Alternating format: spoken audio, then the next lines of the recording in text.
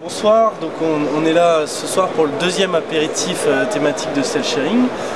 Après la consommation collaborative hier soir, on va parler ce soir de la plaisance de demain, des nouvelles tendances du nautisme.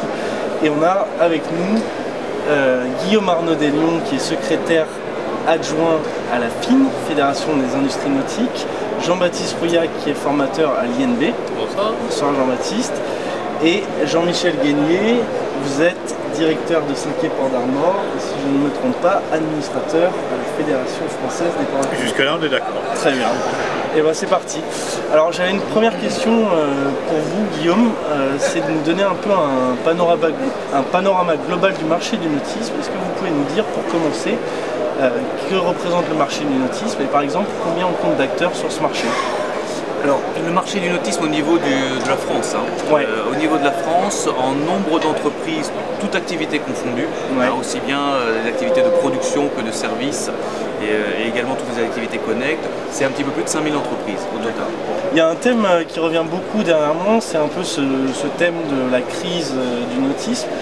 Je pense notamment à un article de Ouest France qui parlait de frémissement de reprise. Donc l'expression n'est pas innocente, justement. On a autour de nous des acteurs de l'économie du nautisme. Qu'est-ce que vous en pensez? Est-ce que justement on assiste à un frémissement de reprise? Qu'en est-il? À qui posez-vous la question? À vous par exemple, Guillaume. Alors, par rapport à la situation, depuis 2008, c'est vrai qu'on traverse une période un peu compliquée au niveau du nautisme, au niveau mondial, puisque on a eu vraiment un point haut au niveau de l'activité et de la consommation en 2008, et que depuis, malheureusement, il y a eu un certain ralentissement. Aujourd'hui, sur le marché européen, dans sa globalité, on ne sent pas encore de réelle reprise. En revanche, certains marchés qui avaient, et notamment les marchés de grand export, qui avaient baissé très très fortement, je pense aux États-Unis notamment, ont commencé déjà, dès l'année 2013, à reprendre un petit peu des couleurs. Donc quand on parle de frémissement, oui, on commence à sentir un petit peu sur certaines zones géographiques une légère reprise. C'est le cas de certains pays européens, mais pas de l'Europe dans sa globalité. Ouais. Je pense qu'il y a encore, il faut attendre encore une année à peu près pour pouvoir sentir peut-être un vrai début de reprise. Mais les voyants se mettent au vert progressivement et c'est quand même plein d'espoir pour les années à venir. Et quand on dit les voyants, justement, de quoi s'agit-il? Elle tient à quoi la reprise? Elle est due à quoi? Vous savez, on a un secteur c'est un secteur de loisirs. Ouais. On a un secteur qui surréagit beaucoup à la situation économique générale. Et aujourd'hui, on a certains pays qui commencent à sortir un petit peu la tête de l'eau.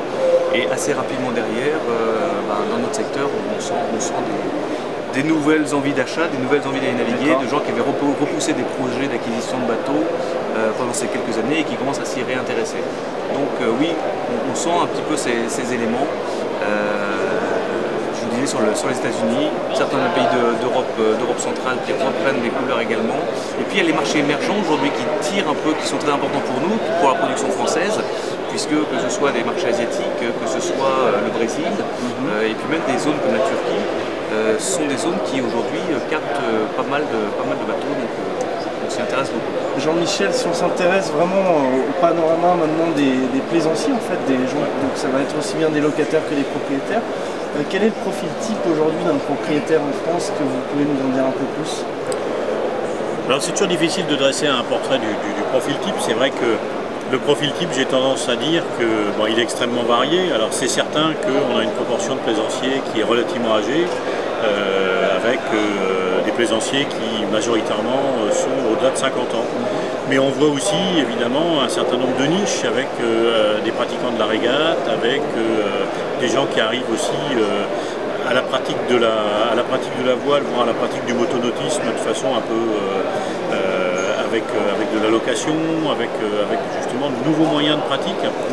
Et non, la pratique elle est extrêmement diversifiée. Alors c'est vrai que si on s'arrête, j'allais dire, véritablement sur ce qui compose la clientèle des ports de plaisance, avec des propriétaires de bateaux, on a aujourd'hui une clientèle qui est majoritairement une clientèle, on va dire, au-delà de 50 ans. D'accord. Est-ce qu'il y a une question du renouvellement du club des propriétaires en France?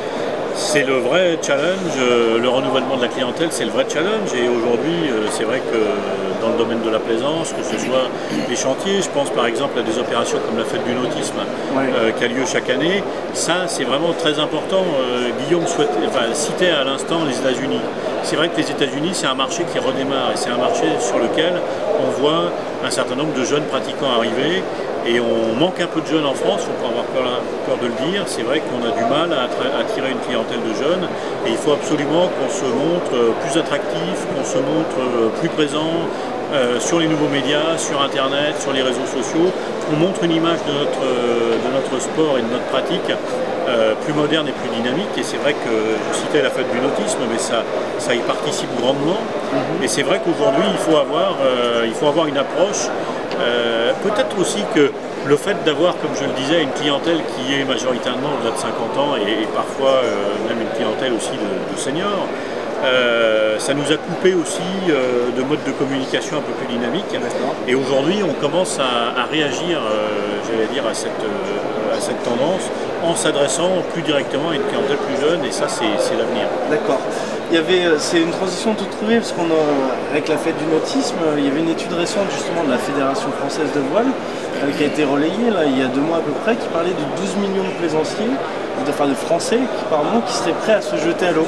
Donc justement, dans l'évolution des pratiques, cette fois plus seulement sur les propriétaires, mais sur les plaisanciers au sens large, on a l'impression qu'il y a un regain, et notamment aussi sur le nombre de permis délivrés, puisque la FIN publie chaque année des chiffres, on voit que c'est en augmentation.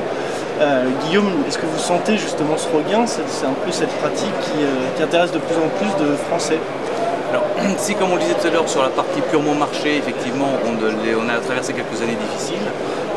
S'il y a bien une chose qui ne baisse pas et qui est vraiment en augmentation, c'est l'envie des Français d'aller sur l'eau. Ouais. Et ça c'est très clair. On le voit sur plein d'éléments. On parlait de la fête du nautisme tout à l'heure, il y a de plus en plus de gens qui viennent découvrir, faire de l'initiation sur des sports nautiques. Tous les événements, les grands événements sportifs, les départs de course, les grands événements sportifs drainent une population et un nombre de visiteurs très très important. Donc l'envie d'aller sur l'eau, elle est vraiment là. Aujourd'hui, nous, alors c'est des chiffres, c'est des études qu'on fait un petit peu avec un petit peu d'extrapolation, mais on estime qu'il y a à peu près 4 millions de plaisanciers réguliers en France et de 9 à 12 millions comme visité. Alors 9 millions de plaisanciers qui sont occasionnels, mais qui vont pratiquer des activités nautiques de façon ponctuelle. Et quand vous parlez de 12 millions, si c'est ceux qui veulent aller sur l'eau, je pense qu'ils sont même plus que ça, parce que l'envie et l'attraction des sports nautiques, elle est réelle. Le club peut être une des voies justement d'intéresser un nouveau public.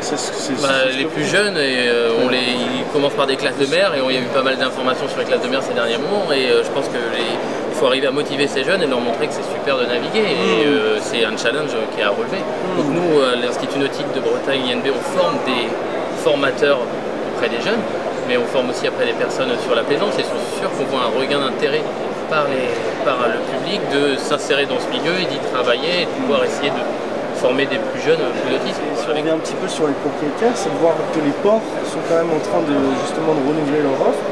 On voit qu'il y a des réponses aujourd'hui qui sont apportées aux problématiques que les ports connaissent, et qu'il y a des évolutions positives. Il y a des évolutions positives parce que de toute façon, dans les ports, c'est vrai que les ports, il faut cesser, même si des fois c'est une image un peu facile, de les voir comme des parkings à bateaux. C'est des lieux de vie, c'est des endroits où il se passe beaucoup de choses, où il se passe de l'activité, et c'est aussi des lieux où on concentre toute l'attractivité de la plaisance, c'est-à-dire qu'on a beaucoup de badauds, beaucoup de touristes, beaucoup de gens qui viennent se promener sur le port, et c'est là aussi que quelque part on suscite l'envie de pratiquer.